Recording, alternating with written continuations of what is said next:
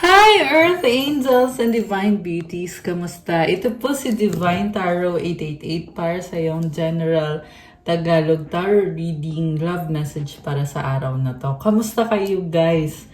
Merry Christmas sa lahat and Advance Happy New Year. Comment present para lang kung nanonood kayo. So, I hope okay naman yung celebration nyo nitong nakaraang Christmas. So, may mga na-ready na akong mga cards for you guys. You have Butterfly. You will meet a new love interest at a party or a night out. Okay, ang ganda ng vibe mo dito. Butterfly is about transformation. Blooming na blooming ka ngayon.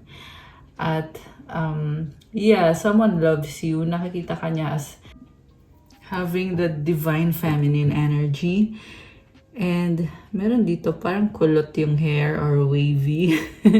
Ayan. By the way, hindi po ito sa lahat magre-resonate kasi general love reading. Okay? Kaya, ayan. Konti lang po yung makaka-resonate. Pero kung kayo yun, comment kayo dyan para alam ko. Next card is Unseen. Love can be blind. Ensure you're not overlooking red flags. So, may fear natatakot kang mag-invest dito sa connection na to or sa taong to. Kasi mukhang bagong-bago to, na-enjoy mo or andun yung feeling na masaya ka. Kaya nag-iingat ka rin kasi ayaw mong masaktan. And ito, new love interest ang sabi dito. Pwedeng nakilala mo sa party or magpa-party kayo. Maraming butterflies and isang symbol din itong, isang meaning nitong butterflies is fun or masaya, party. Okay, nga pala yung maingay dito sa background is yung pusa. Yung cat ko yan, guys. So, ayan, just bear with me. Anyway, okay, next card is surprise. Romantic surprises are on the horizon. Be open to them. Gusto ko nga i-surprise itong taong to. At masaya, very confident siya. At ikaw naman dito, you are looking really good. So I love it for you. This is definitely energy of being in love, being happy, and strong attraction. Pero yun nga lang may fear kasi nga hindi mo pa masyadong kilala tong taong to or hindi mo alam lahat. Kaya nag-iingat ka sa mga red flags. Medyo nagiging paranoid ka din minsan kasi ina-analyze mo yung mga bagay-bagay. So siguro just enjoy the moment. Yan lang so far yung nakikita kong advice. Huwag lang i-overthink. Be present in the moment. And then we have window sa bottom of the deck. A new adventure in love is coming. Get ready. Oh my gosh. Sabi ko na may in love dito guys. Pero itong window, it's an opportunity. And ihanda mo na daw ang sarili mo. Okay. Kuha tayo ng more cards pa. Long distance love knows no distance. It transcends time and space. Okay, magkalayo kayo pero kahit daw may distance, it doesn't matter. Divine timing, trust in divine timing. Love arrives when it's meant to. Okay, mukhang hindi mo mapipigilan itong connection na to. Kasi mangyayari at mangyayari to. Doorway, an opportunity is about to present itself that leads you to a new person. Oh my gosh. Ayan, again, it's very clear here. Ang sabi dito is new person itong makikilala mo. So, yung ayan. Kanina window, ngayon doorway naman. So, opportunity. Ayan. Grabe. So, nagbukas yung opportunity para sa inyo kasi it's the right time. Magtiwala sa divine timing. Friendship, this connection is based on friendship. It may never develop into romance. Okay, so pwedeng nag-usap kayo ng matagal itong taong to pero walang commitment. At ito na nga, nafe-feel niya na kahit walang commitment pero gusto ka niya. This is also someone na nanghihingi ng advice kasi this person wants to make it right. Sacrifice, love may come with sacrifices. Evaluate what you're willing to give up. alam mo, marami ding give up itong taong to para ipaglaban itong connection ninyo. Romance, romantic surprises are on the horizon. Be open to them. Okay. So, again, there is attraction. And, tingnan natin ano pa? Ay, may nalaglag na cards. Reconciliation. Oh my gosh. Someone from your past is returning to your life. So, ayan, hindi sa lahat ay new love yung taong makakakonect ninyo. Yung iba naman sa inyo ay past love nyo yan na muling nagbabalik. Okay. Tingnan ko yung nalaglag na cards. Ano to? We have religious factors. Your love life is influenced by your religious upbringing and spiritual path. Magkaiba kayo ng religion or ng paniniwala or ng mga spiritual practices. We have unrequited love, playfulness, getting to know each other. Oh my gosh. So, feeling niya, wala siyang chance. Kasi unrequited love, sabi dito There's not enough attraction or chemistry to keep this relationship going. Pero, gusto ka nitong taong to, tingnan mo, very romantic. And, gusto ka niya makausap or nag-enjoy siyang kausap ka, pero feeling niya ay walang chance. Okay? Ganun yung feeling nitong person na to. Ano pa? Ano naman ang mensahe niya na gusto niyang sabihin sa'yo? I need to sort things out first before I can come to you. Now is not the time. I'm yours forever and ever. Okay. So, in the past, wala siyang time sa'yo kasi marami siyang inaayos sa sarili niya, sa buhay niya. Ayan, not the time. Pero sa dulo, I'm yours forever and ever. So, pwedeng workaholic yung person mo or for some reason, hindi siya makapagbigay ng maraming time sa'yo. So, i-consider nyo din yon lalo na kung bago nga itong connection na to. Or, meron naman dito, kilala nyo na yung taong yan. Sabi nga past love returning to your life. At kaya hindi nag-workout kasi nga walang time sa'yo itong taong to. Pero sa dulo, nagbibigay siya ng time or binibigyan niya yung sarili niya sa'yo. I'm yours forever and ever. So, pag-isipan mo kung okay ba sa'yo yung ganong klase ng connection. Kasi, dapat kasi sa isang connection ay magkasama kayo. At, kumbaga, there's no room for doubt. Hindi ka na magdududa kung mahal ka ba ng taong yan, kung ikaw lang ba yung iniisip niya, ikaw lang ba yung mahal niya. Kasi kasama mo siya, nakikita mo siya. Ngayon, tingnan natin from the tarot. So, alisin ko muna itong mga cards na to. Ayan. So, I'm gonna use this tarot deck. Tingnan natin. Ano ba ang feelings at ang intention sa'yo? Ano bang nararamdaman sa'yo nitong taong ka-deal mo? Nga pala, like po ng video, comment, subscribe, and hit the notification bell. Comment nyo dyan kung kilala nyo na ba ako or kung bago lang ba kayo dito sa channel na to para masagap natin ang kwento ng buhay mo sa ating mga readings. At kung hindi naman kayo interesado sa ganitong klase ng video, huwag nyo na pong panoorin. Okay. So, we have here Two of Swords crossed by the Ten of Pentacles. Above is the Hermit. Below is the Nine of Cups. Before is the Wheel of Fortune. Behind is the Knight of Pentacles. Sa bottom of the deck, the overall energy is the Three of Cups. Okay. So, alam mo, three's a crowd. May nakita ko iba-ibang babae, ayan, or iba-ibang person na ka-deal nitong taong to. At mukhang nag-enjoy lang siya sa mga options niya. Or this could be someone na mahilig uminom, mahilig mag-party, mag-celebrate. And this is someone na marami siyang connection. Okay? Sa ngayon siguro wala pa yung commitment or wala pa yung stability sa connection na to. So, ang focus niya ngayon is the Two of Swords, doubt. Okay? Alam mo kung bakit nagda-doubt siya? Kasi takot siyang masaktan, takot siyang pumalpak. Yan kasi ang narinig ko eh. Baka daw palpak yung mga plano niya. Kaya siya natatakot. And, oh, alam mo sabi dito, mukhang meron na kayong pinagsamahan. Okay? Yan ang dahilan kung bakit hindi kanya mabitawan. Meron din kasi dito guys na may dalawa siyang options.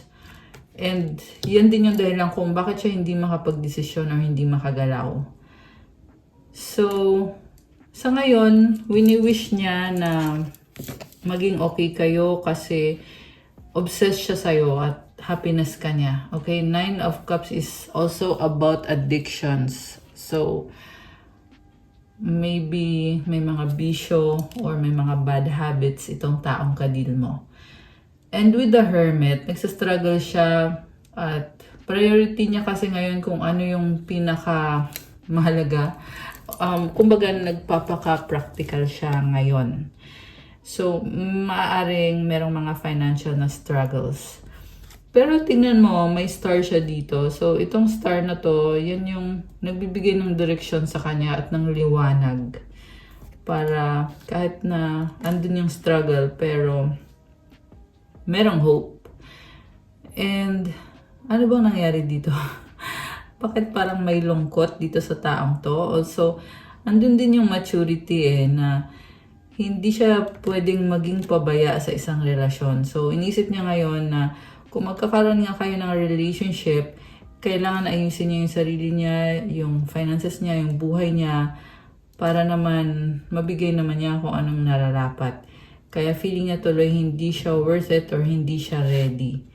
Pero ang nangyari kasi dito sa past, mukhang nagkaroon na nga ng connection pero it's either LDR kayo or hindi kanya priority. Kasi Knight of Pentacles, mabagal yung movement niya sa'yo. So, kung hindi kanya priority, syempre kahit hindi kayo LDR, hindi kanya masyadong papansinin. O kahit LDR kayo, what I'm saying is yung personal yung face-to-face na wala siyang time na makipagkita sa'yo. Kasi kahit LDR kayo, dapat meron pa rin pagsasama, pagkikita. Siyempre, relationship yan. Hindi mo pwedeng gawing dahilan na kasi magkalayo kayo, ganyan. Kasi hindi naman dahilan yon, di ba? Kasi if you are really serious sa isang relationship, kailangan, magdesisyon kayo na magkaroon ng pagsasama. Pero ngayon kung mahirap talaga kasi nga magkalayo kayo, sa totoo lang hindi ko nakikitang serious yung ganun klase ng relationship. At yun nga yung nangyari dito sa past. Pero huwag kayong mag-alala guys. Sinasabi ko lang yung nasa past kasi yung sa near future na paparating is kabaliktaran naman. Ang nakikita ko kasi dito, Wheel of Fortune. So, kaya ko sinabing kabaliktaran. Ibig sabihin kasi umiikot yung gulong ng kapalaran. At sa pag-ikot, may mga pagbabago. Siguro nga na-realize niya na hindi nag-workout itong pagiging sobrang busy niya sa career niya or sa buhay niya or sa kung ano man. Kaya nagkaroon ng pagbabago or magkakaroon ng pagbabago in the near future. Pero ngayon sa current kasi doubtful siya So, pwedeng makita mo sa ugali niya na one moment, andyan siya, the next moment, wala na siya. Kasi doubtful nga kasi siya.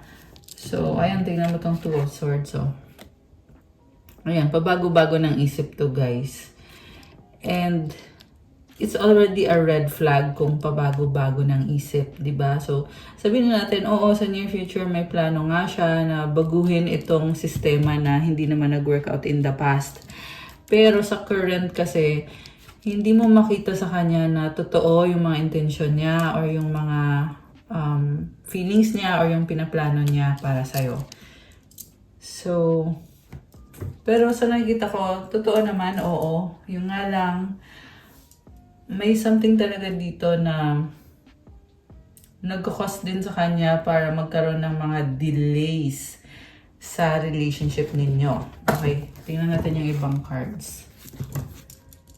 So we have the Hanged Man as a supportive energy. Ang energy mo daw is Knight of Rods. Ibig sabihin, nakikita ka niya as non-committal or hindi ka niya mapipigilan. So kung may iba kang options, kasi tingin niya sa'yo, pabago-bago ka sa kanya eh. Parang unsure ka sa kanya. And posible kasi may iba ka ding mga options. Pwede yan. Oh, 717 on the screen. Yeah, may mga angel numbers. Ngayon ko lang nakita. So, sa angel numbers na yon, I'm seeing na mas priority mo yung sarili mo at hindi mo pinapaalam yung mga gusto mong gawin sa buhay mo, sa love life mo, or yung mga plano mo. Kaya ka nagiging mysterious ka para sa kanya or para dito sa taong to. Hindi niya mabasa yung isip mo. Tsaka mukhang sobrang kang protected, naka-armor ka dito eh. Okay. Mutual energy is the Queen of Cups. Oh my gosh. So, alam mo sabi dito, there is so much love. So much potential. Okay? Pwede yung potential na yan ay nangyari na sa past. At kasi nafe-feel ko parang nagre-reminisce yung person mo dito eh. Nagre-reminisce siya na dati ganito ka. Ngayon iba ka na. Parang may ganun eh. May ganung feeling. And then, the outcome is the Ace of Cups. Okay, this is a new beginning. This is also a peace offering. Tinan mo, oh. May hawak siyang chalice or cup na nakaangat na merong white dove. So, it's a symbol of purity, peace, new beginning. And itong lotus is, kumbaga kahit may mga challenges, you rise above the challenges. Okay? Or at least yan yung intention nitong person na to or yan yung gusto niyang mangyari. Oh, 6 of Pentacles. Okay, parang sabi dito gusto niyo magkaroon ng balance and harmony pero bakit parang nafe-feel ko na wala siyang planong mag-effort ng bongga. Okay, parang breadcrumbs lang yung ibibigay sa'yo. Ayan, so pag-isipan mo mabuti. Kasi, although andito yung potential, pero kasi, hindi yan magiging totoo, yung connection na yan, unless magkaroon talaga ng tangible effort, or yung talagang ipaparanas niya sa'yo na totoo nga ito. Ayan, yan yung nakikita ko for this reading. So, siguro yun nga din yung dahilan kung bakit doubtful siya. Yeah, mukhang yun nga. Kasi, nasabi ko na to kanina eh, na parang gusto din niya patunayan sa'yo at sa sarili niya na kaya niyang baguhin itong sitwasyon na to. Gusto niya, pero ang tanong is, kaya ba niya? Yun yung tanong, guys. So, ayan, iba-iba din kasi kayo ng situation. So, tingnan nyo kung kaya ba niya, kung mapapatunayan nga ba nitong taong to na kaya niya na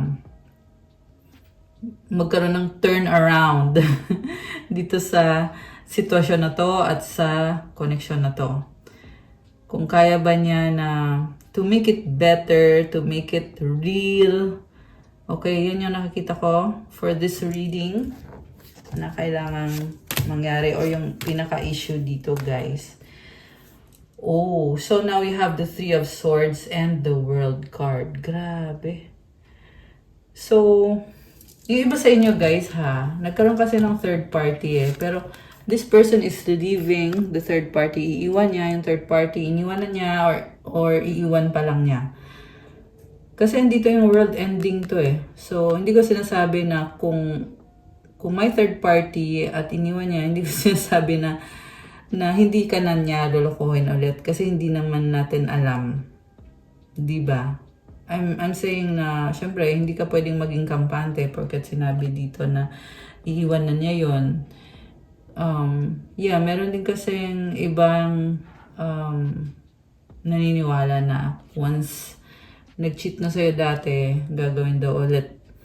So, yung iba naman hindi. So, case-to-case basis po talaga, di ba?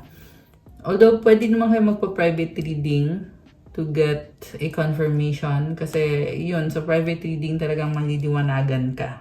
Okay? Kasi ikaw mismo yung i-reading. Dito kasi may mga iba-ibang mga person yung nasasagap natin, guys. Okay.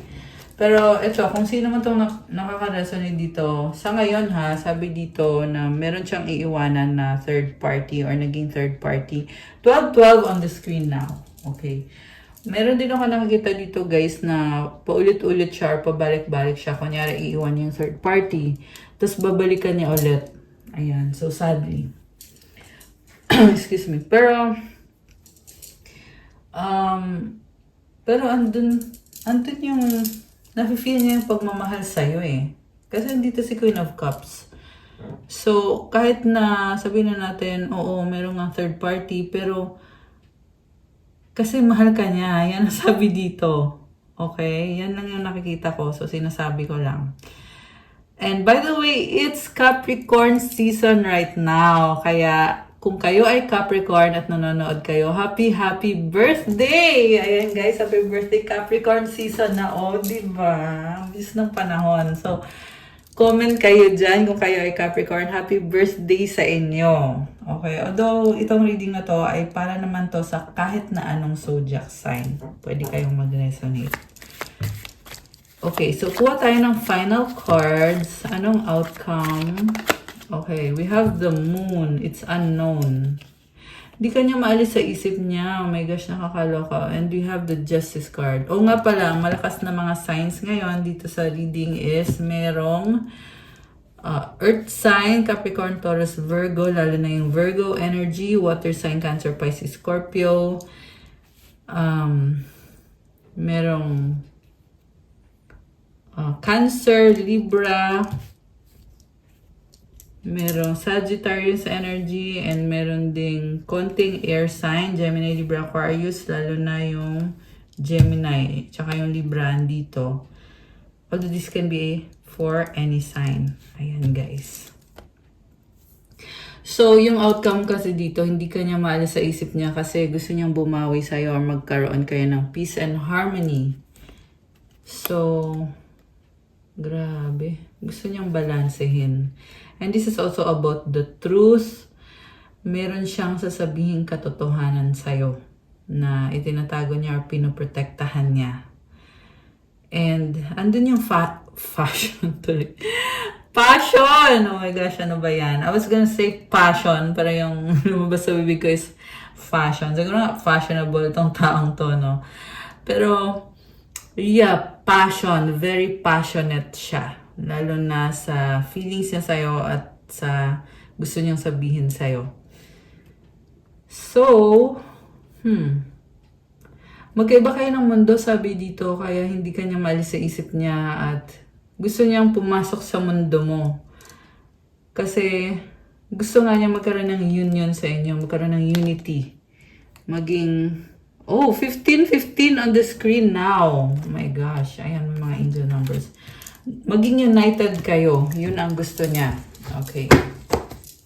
Pero, syempre, ang magdidesisyon niyan ay ikaw. Diba? Hindi rin ako. Ikaw. Kasi, buhay mo naman yan. Sitwasyon mo yan. Okay. Ano pa ba mga message sa'yo galing dito sa person na to? Ito ay para sa mga soulmate tsaka twin flame. We have open your heart. I can't move on from you. Oh my gosh. My pride or ego to control of me. I see. So, napaka-prideful nitong taong to. Kaya ngayon nagsisisi siya at mukhang nagbukas yung heart chakra. Kaya siya natatauhan na dahil nga sa pride ay hindi niya nagampanan yung kanyang role na maging responsable na isang partner or isang asawa or boyfriend or girlfriend or kung ano man yung relasyon ninyo. Okay? We have to unite. Sabi ko na ito yung gusto niyang mangyari. na mag-unite kayong dalawa. I'm excited for our future. Medyo needy. Ayan, I need you. So, medyo codependent siya. Medyo lang ba? So, ibig sabihin nung pagiging codependent is, andun yung pagiging clingy niya, feeling niya kailangan ka niya. Ganon. So, I have so much things running in my head. Mukha nga maraming iniisip. I hide my true self. Ayan, tinatago lang niya yung totoo niyang nararamdaman. I'm tired fighting this battle. Oh my gosh. Napaka-dramatic. Pagod na daw. Nakakaloka. I appreciate you. I regret, oh my gosh, I regret what I did. So parang napakatindi. Parang ang tinding revelasyon. Ibig sabihin, dahil nga sa pride nitong taong to, ngayon lang siya magsasabi sa'yo na nagsisisi siya. Okay? Parang medyo may pagka-desperate na energy na para papasukin mo siya ulit sa buhay mo. Pipilitin niya yung sarili niya na mag-sorry sa'yo. May ganun ako nasagap dito. I reread our old conversation. I have something to tell you. Oh my gosh. So, ayan. Meron dito guys, magbabalik. Binabasa yung mga dati ninyong pag-uusap at meron siyang gustong sabihin sa'yo. Okay. Everything reminds me of you. Comment dyan yung mga nag-resonate kung kanino bang person itong nasagap natin. We need a fresh start. O diba? Gusto niya magsimula kayo ulit kasi lagi kanyang naaalala. You're all I need. Oh my gosh. Ba't ganun? Parang ang desperate. Okay, sorry. Natatawa lang. Sinasabi ko lang yung nasagap ko dito para at least aware din kayo na ganun nga yung energy na nasagap ko nga. Meron ng someone dito na parang desperate. So, keep going. I hope you're okay. Ayan. Tapos merong I hate you. I love you. Oh, okay. So, parang conflicted siya sa nararamdaman niya. Parang galit siya, tapos alam naman niya na mahal ka niya. May ganun. Okay, so kuha ko ng mga oracle messages. Alisin ko muna to. Kasi kukuha tayo ng more oracle messages. Ayan. Okay. So, ito na yan. This isn't over. You haven't heard the last of me. We have unfinished business. Oh my goodness. So, ayan. Kung para sa'yo, over na. Pero, itong taong to, sinasabi niya dito, hindi pa daw tapos. May unfinished business daw kayo. Mukhang nag-move on ka na. Kasi, para sa kanya, unfinished business to eh. Ayan. I'm tired of the silent treatment. I want to sit down and talk about this once and for all. Grabe. So, ayan lang yung intention niya. Ayan lang yung gusto niyang mangyari. Hindi naman ibig sabihin na gusto kang kausapin itong taong to ay magbubulag-bulagan ka. Siyempre, tingnan mo din muna. Okay? Pag-usapan ninyo kung gusto mo. Pero may iba kasing nasasagap ko dito guys na naging toxic to. Kaya kahit ngayon nagbago na yung ihip ng hangin, hindi mo na, nagbago na yung ihip ng hangin when it comes to your person. Kasi nagsisisi na siya ngayon or natatauhan na siya ngayon. Pero it doesn't mean na hayaan mo siya ulit na ulitin niya ulit yung ginawa niya dating mga kalokohan. Diba? Hindi ganun yon. So, kung nagbago man yung ihip ng hangin, kung nagbago man siya, edi hayaan mo lang siya. Okay? Kailangan mo ng dahilan para i-entertain yung isang tao na dati nang nagkaroon ng pagkakamali sa'yo. Diba? Karmic partner interference. Okay. So, this is a confirmation na gustuhin man niya na magkaroon ng pag-uusap sa inyo kasi hindi mo daw siya pinapansin or binlock mo siya or silent treatment ka sa kanya. At the same time, merong karmic partner itong taong to na humahad lang sa inyo.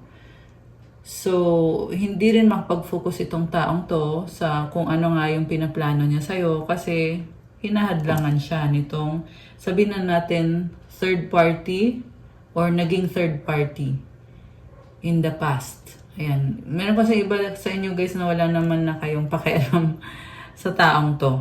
Okay? Hindi naman lahat. Okay? Yung iba lang na kumbaga wala ka ng pakialam sa kanya kaya hindi mo na siya kino-consider na ayun na, nagkaroon nga siya ng third party dati kasi medyo kumbaga tapos na yung experience na yon or yung pangyayaring yon. So, ayan. Truth is, oh my gosh, I'm in love with you. This is a revelation. Ayan, nakakaloka siya. May mga revelasyon. Okay.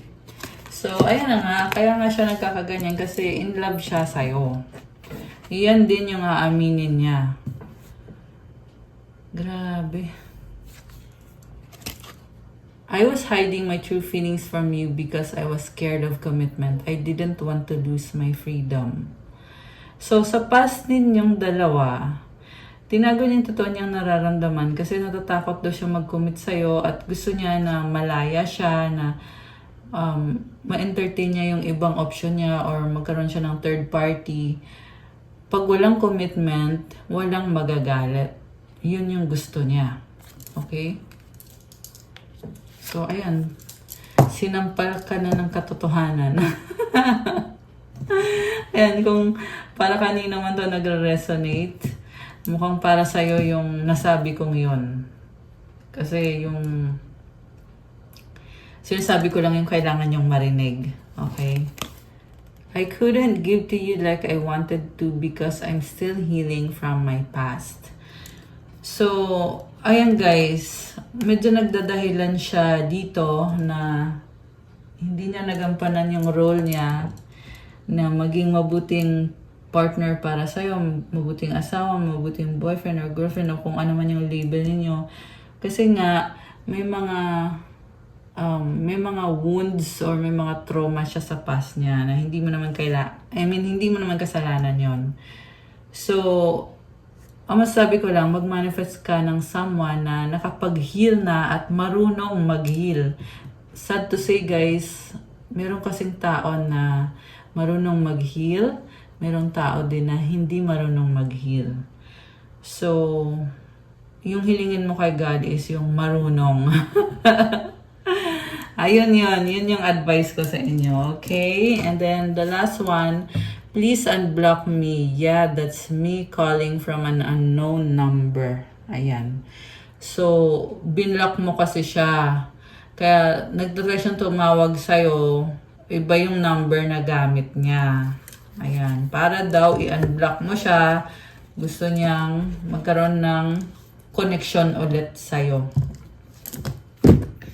But it's a big risk on your end kasi once na magkaroon na kayo ng connection, gagamitin or magkakaroon siya ng chance na gamitin yung energy mo at hindi maganda. Hindi maganda yung magiging outcome para sa'yo.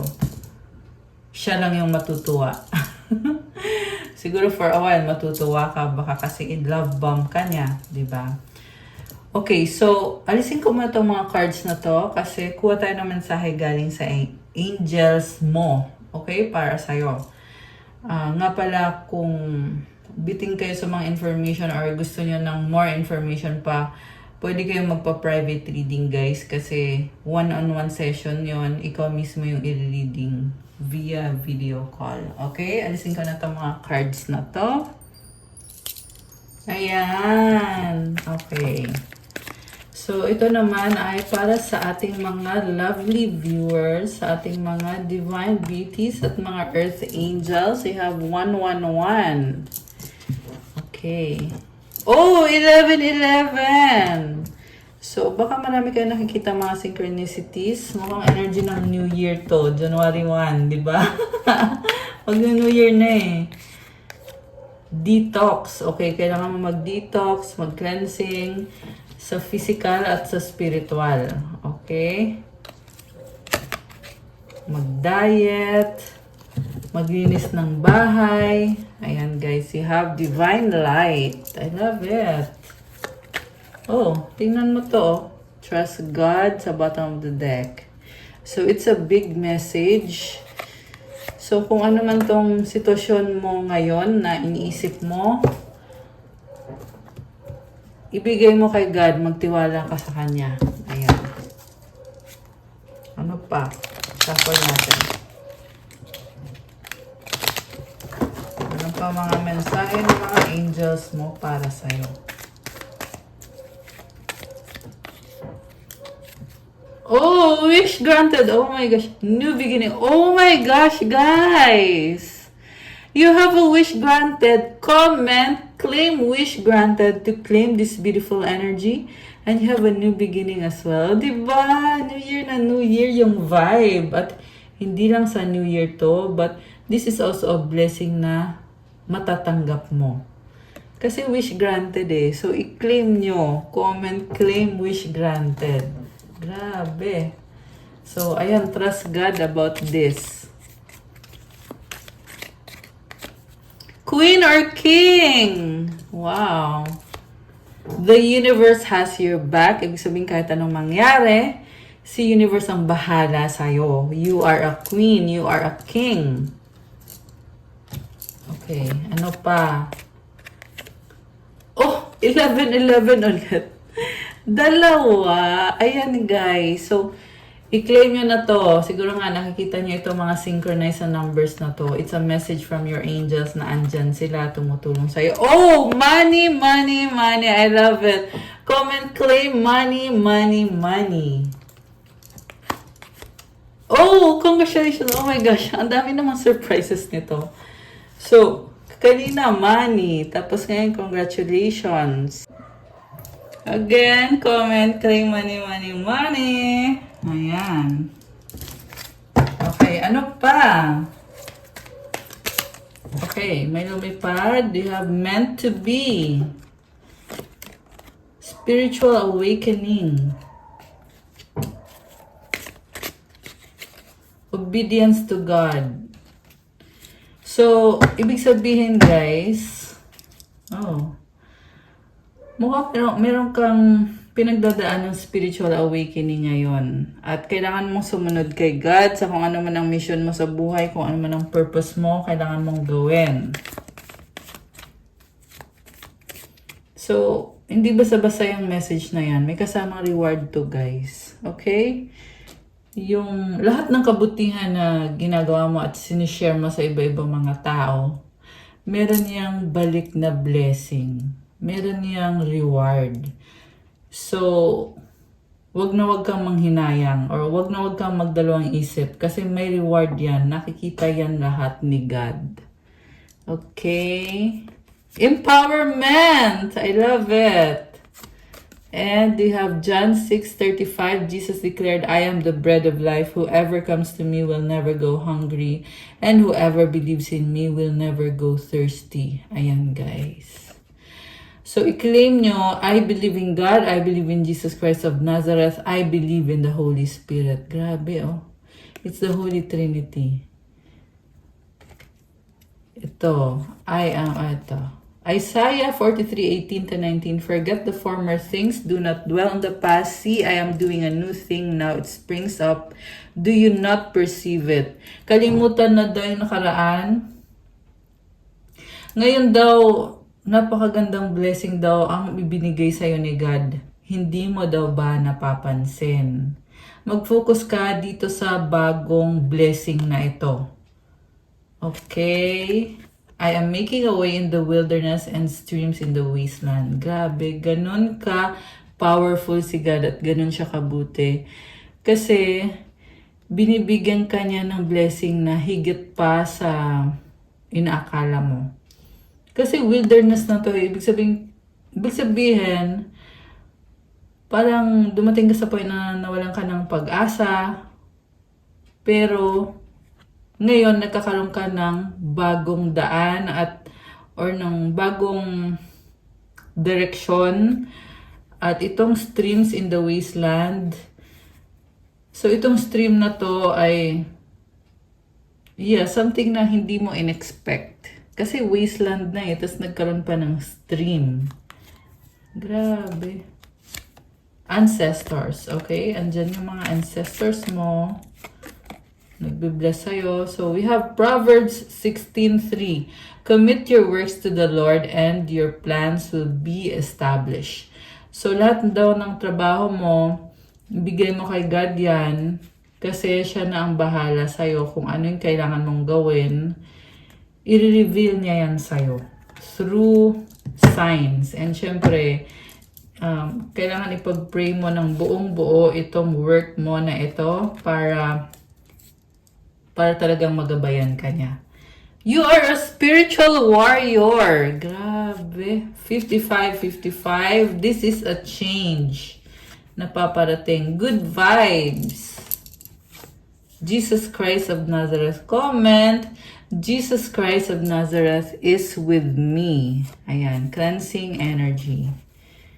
Okay. Last one. Ay, nalaglag pa eh. Okay, kuha tayo ng last one message. Last one. Okay, isa lang. Okay, ito. Manifestor comment. I am a manifestor. Okay. So, ano naman ang angel numbers para sa'yo? At isipin niyo yung wish niyo, guys. Okay? Kasi kukuha ko ng sagot sa isang wish. So, ito. Mag-wish kayo ngayon.